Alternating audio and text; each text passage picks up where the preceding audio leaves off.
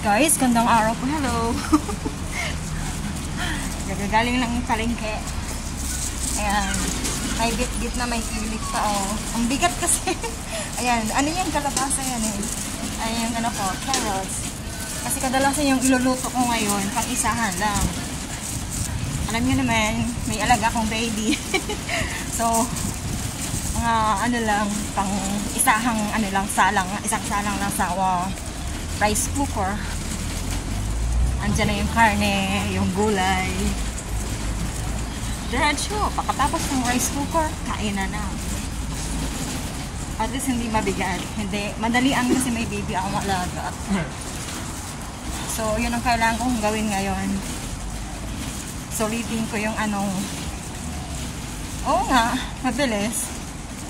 Pero no choice tayo. Bagong nanay ako ngayon. Dahil newborn kasi yung alaga ko. So, kailangan ko lagi magmadali sa pagluto.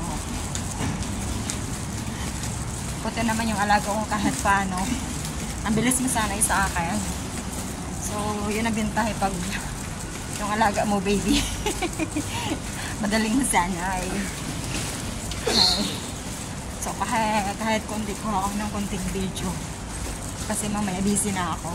Hindi na ako makahawak ng phone. Nahiya na akong humawak. So, bye-bye po. God bless.